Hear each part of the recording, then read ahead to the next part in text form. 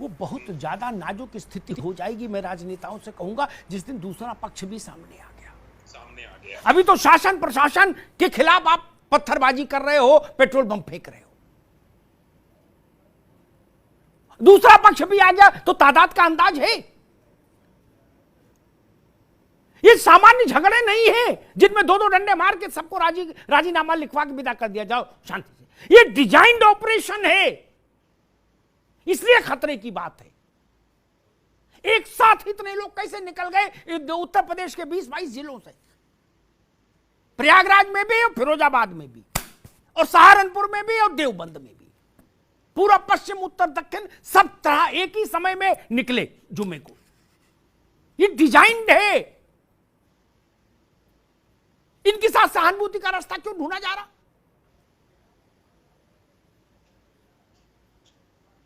कश्मीर की किससे एक वीडियो आता है, महिलाएं हैं वो नारा लगा रही हैं कि सर तन से जुदा।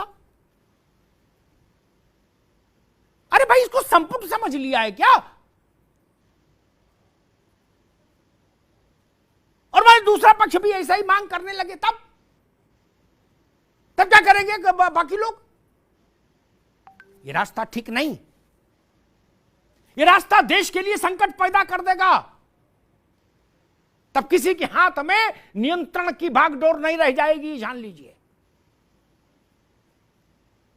कैसे कैसी बातें हो रही हैं जिन पर जिम्मेदारी है समझदारी की, समझाइश की।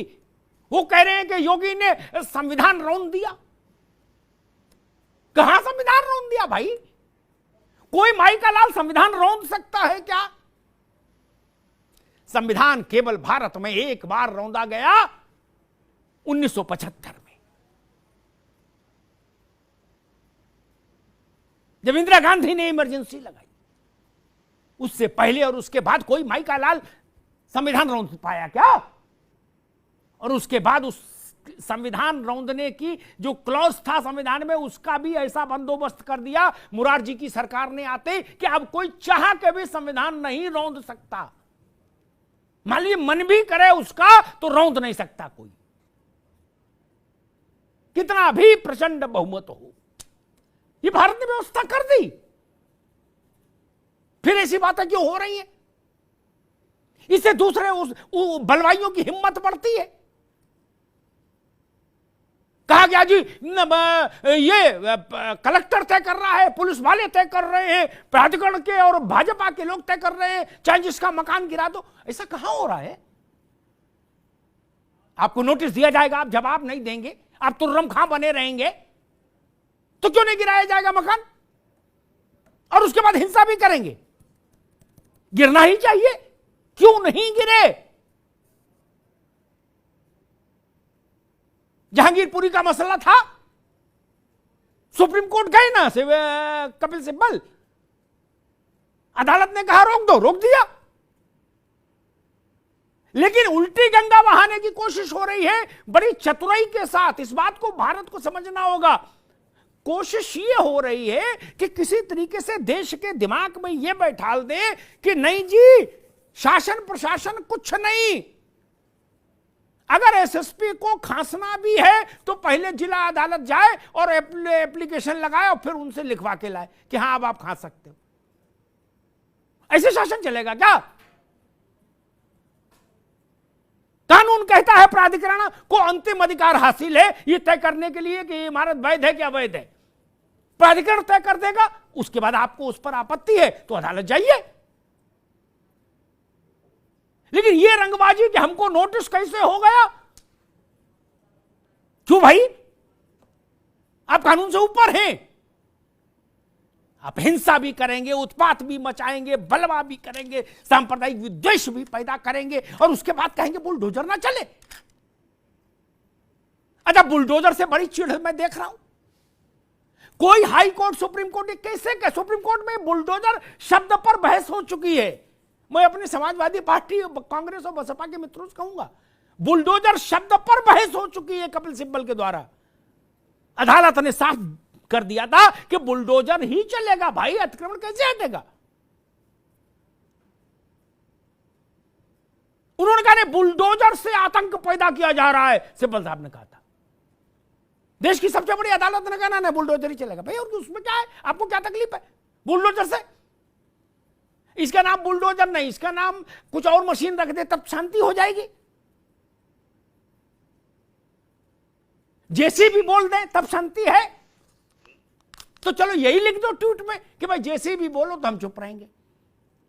कैसी लड़कपन वाली बातें। देश रहेगा तो सब रहेंगे। तुर्की में क्या हुआ, कुवैत में क्या हुआ? कुवैत में क्या हुआ? जिन प्रवासी लोगों ने वहां धरना दिया, आशीष बाबू, उनको डिपोर्ट कर दिया कुवैत ने। उसने कहा ये यहां ये नहीं हो सकता, धरना प्रदर्शन का काम नहीं, चलिए बाहर। अब बताइए क्या होगा? वो अधर में लटक जाएंगे कि नहीं? अगर भारत कहे कि ना जी हम सोचेंगे आपको ले कि नहीं ले, तब क्या होगा? कहां जाएंगे? अरे दूसरे देश में तो बवाल नहीं करो, यहां कर रहे हो वहां भी करने लगे। उन्होंने सामान पैक कर दिया। उन लोगों के लिए किसी ने आवाज नहीं उठाई? उनको सलाह क्यों नहीं दी कि जो लोग तुर्की में, कुवैत में, इंडोनेशिया में रह रहे हैं वो ढंग से रह ले? सलाह नहीं देनी चाहिए थी आप लोगों को? देनी चाहिए थी ना। वो झोला झंगड़ लेके जब यहां उतरे आके और सरकार अंदर नहीं ले तो कहां जाएंगे बताइए? कहां जाएंगे? ये छोटी चिंता है क्या? इस पर किसी का ध्यान नहीं। चढ़ जा बेटा सूली पे। बड़ी विचित्र स्थिति पैदा हो रही है, विचित्र स्थिति पैदा हो रही है। इसको आप एक चश्मे से देखेंगे तो संकट पैदा होगा। हर एक आपको ध्यान रखना होगा भारत के कंपोजिट कल्चर का। इसको बदल नहीं सकते आप। किसी ने हमसे कहा कि भाई ये बात हो रही है, तो हमने कहा कि कानून की जितनी समझ मुझे है, एक अपराध की एक सी ही सजा होगी कितने भी लोग करें। तो मैंने कहा अगर वही जो मांग हो रही है जुदा वाली, वो उधर के लिए लागू हो जाए तो इधर के लिए भी हो जाएगी, तब क्या करोगे? कानून तो एक ही नजर से देखेंगे ना बाबू। तब इधर भी तो लाखों मामले हुए ना, ज्ञानवापी के संदर्भ में, शिवलिंग के संदर्भ में, अभद्रतम, उनकी भी लिस्ट बनने लगेगी। तब क्या होगा? तब कौन किसका सर कहां से क्या करेगा? ये ठीक नहीं। न्यायपालिका की आप बात भी करते हो और भरोसा भी नहीं रखते हो। अपने हित की बात हो तो न्यायपालिका के साथ खड़े हो, आपके पॉलिटिकल एजेंडे को सूट ना करे तो न्यायपालिका ठेंगे पर। नूपुर शर्मा को सजा दो, हम तय करेंगे क्या सजा, तुरंत दो। अच्छा जी, बुलडोजर, बोले बुलडोजर कैसे चला दिया जब तक चीफ जस्टिस ने नहीं लिख के दिया? अरे दो बातें एक साथ कैसे चलेंगी बाबू? नूपुर शर्मा को सजा आप दोगे और बुलडोजर के लिए भारत के मुख्य न्यायाधीश से लिखवाए के लाओ? नहीं, ये रास्ता ठीक नहीं है। ये स्वीकार्य भी नहीं हो सकता किसी को। या काले को काला कहिए, सफेद को सफेद कहिए। ये गड़बड़ झाला मत करिए, कॉकटेल मत बनाइए लोकतंत्र का, और लोकतंत्र को लांछित मत करिए। कोई माई का लाल संविधान को रौंद नहीं सकता, कोई माई का लाल न्यायपालिका के महत्व को, उसकी गरिमा को, उसकी संप्रभुता को छोटा नहीं कर सकता, ना कोई कर रहा है। लेकिन हां, मैं आखिरी बात कह के अपनी बात समाप्त कर दूंगा। आशीष भाई, आप सेना में रहे हो। सेना का काम और चौराहे पर तैनात पुलिस वाला है, संघर्ष में जूझता पुलिस का जो जवान है, मैं मानता हूं दोनों में ये लगभग एक सही काम है। खतरे से जूझते हैं। मुझे उनके सम्मान की भी चिंता है।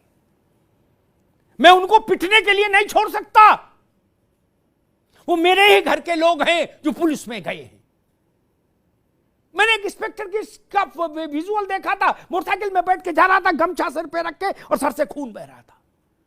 इसलिए भर्ती किए थे क्या? नहीं।